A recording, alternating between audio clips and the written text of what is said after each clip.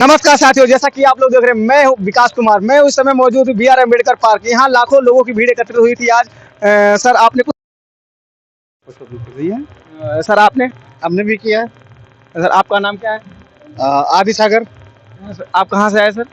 सीतापुर से आए। सीतापुर से। सर मैं आपने जिस प्रकार नीला पहना है बीएसपी का, सर क्या 2027 में बसपा की सरकार आने वाली है? 100%। आप लोग सर जमीनी स्तर से लगे हुए हैं। बिल्कुल, एक एक घर एक एक दरवाजा जाते हैं। और इस बार पूरा मतलब मन है कि बहन जी की सरकार आएगी। बिल्कुल, कहीं किसी भी जिले में किसी भी विधानसभा में किसी दूसरे विधायक जीतेगा ही नहीं। हर जगह। बिल्कुल। चलिए बहुत अच्छी बात है। और आपको इस नीले रंग से पता चल रहा होगा कि कहीं भी कोई भी दूसरी पार्टी विधायक जीतेगा ही नहीं बसपा के अलावा। मैं सुबह से देख रहा हूँ यहाँ, मतलब इतनी बड़ी संख्या में बीएसपी के लोग आए हुए हैं, बहुत अधिक संख्या में है। तो हर जगह से एक ही नाम, एक ही नारा आ रहा, बहन जी बहन जी बहन जी। तो मतलब कहीं ना कहीं आप सब पूरी तरीके से जन जन तक आवाज पहुंचाएंगे। भैया देखो, ये जनता की सरकार है। बसपा की सरकार जो है वो रूढ़िवादियों की सरकार नहीं होती, वो जनता की सरकार होती है। और जनता की सरकार हर हालत में आनी चाहिए। बहुत दिनों से जो है जनता प्रताड़ित हो रही है, और इस प्रताड़ना का जो है अंत तभी होगा जब 2027 में बहन जी मुख्यमंत्री बनेंगे और बसपा की सरकार बनेगी। जिस प्रकार से आज बहन कुमारी मायावती जी ने जो अम्बेडकर पार्क बनाया, इतना यहाँ लाखों लोग आते हैं। तो इसके पहले जो सरकारें आई उन्होंने तो हमारे लिए कुछ किया ही नहीं, बहुजन समाज के लिए। तो आज की जो वर्तमान सरकार है जो, वो क्या संविधान विरोधी है सर? देखिए, जो संविधान का विरोधी तो किसी को नहीं कह सकते, क्योंकि उसको एन केन प्रकारेण जो भी लाभ मिलेगा वो संविधान से ही मिलना है। भले वो चोरी से ले कहे ना, लेकिन लाभ जो मिलना है वो सरकार संविधान से ही मिलना है। और संविधान ही एक ऐसा जो है पवित्र ग्रंथ है जो है समता मूलक समाज की स्थापना के साथ साथ हर एक वर्ग की, हर एक व्यक्ति की वो जो है चिंता करता है, उसकी आवश्यकताएं पूरी करता है, उसको अधिकार देता है।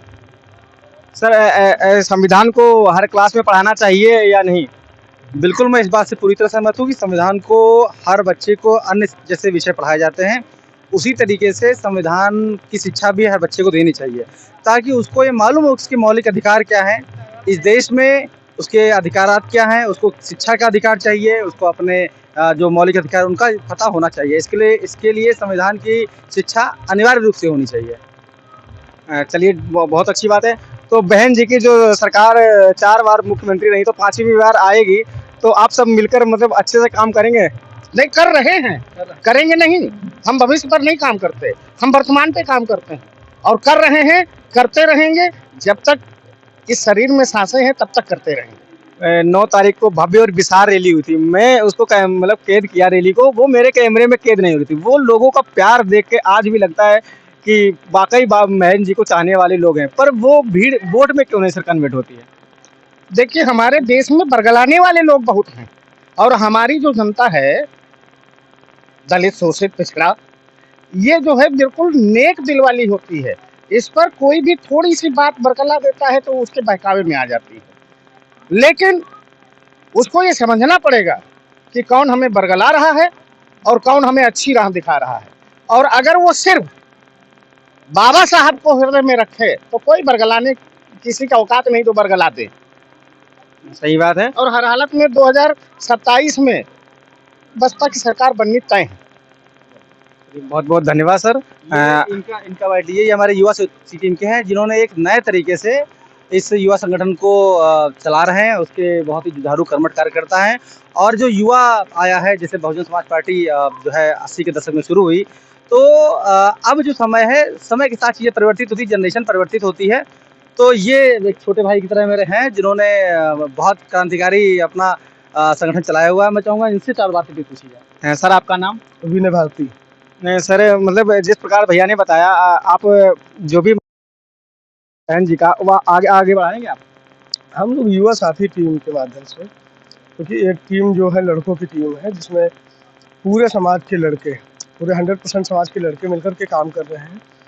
और हम लोग ज़मीनी स्तर पर जो बसपा ने कैडर ख़त्म किया था, जो धीरे धीरे बंद हुए हैं कैडर, उन कैडरों का काम कर रहे हैं। लोगों के बीच में जा कर के लोगों को जागरूक करने का काम कर रहे हैं। बसपा सरकार में जो भी काम हुए हैं बहुजन समाज के हित में, महिलाओं के हित में, स्टूडेंट्स के हित में और मुस्लिम समाज के हित में उन कामों को लोगों तक पहुंचाते हैं। क्योंकि हम कहीं ना कहीं इस चीज़ में असफल रहे कि हमारी सरकार ने काम तो बहुत सारे किए, इतना कोई काम नहीं कर सकता, लेकिन वो धरातल पर भी दिखाई दिए। लेकिन हुआ क्या, हम लोग उन कामों की गाथा नहीं गा पाए कि हमने ये किया, प्रचार प्रसार नहीं कर पाए। तो वो सारे काम कर रहे हैं और युवा साथी टीम अपने साथियों के माध्यम से कभी कभी विधानसभाओं में चली जाती है, तो बूथ लेवल पे एक औपचारिक निरीक्षण टाइप का कर लेती है कि बूथ पे कौन हमारे लोग हैं, कौन क्या कर रहा है, क्या जो लोग बूथ पे हैं वो सक्रिय हैं, अगर सक्रिय नहीं है तो क्यों नहीं है। उसके बाद हम पार्टी के जो बड़े नेता हैं, बड़े लीडर हैं, ठीक है, उनको रिपोर्ट करते हैं कि सर इस बूथ पे ऐसा ऐसा है, जरा अपने स्तर से देखिए। बस हम लोग यही चाहते हैं कि बसपा की सरकार को, कौन नहीं चाहता कि हमारी सरकारें हो। सर जैसा कि मैंने देखा कि यहाँ 9 तारीख को जो रैली थी वहाँ उसमें 12 ट्रेनें रद्द की गई, तो उस पर सर आप क्या कहना चाहेंगे? उससे फर्क नहीं पड़ा रैली पे। देखिए, ये बहुजन समाज जो भोला वाला समाज है, ये बहुत मेहनती समाज है, ठीक है। हमारे समाज के लोगों ने तो छेनी और हथौड़ी से तोड़ करके पहाड़ तोड़ दिए, है ना। 50 आपने देखा 20 लाख की संख्या में लोग थे रैली में, है ना। और सब लोग पैदल, कुछ लोग पैदल चले आए, और हमारे समाज के जो लोग सरकार की वजह से बन गए, थोड़े पैसे उनके पास आ गए, तो उन लोगों ने पैसे दिए, बसें करवाई।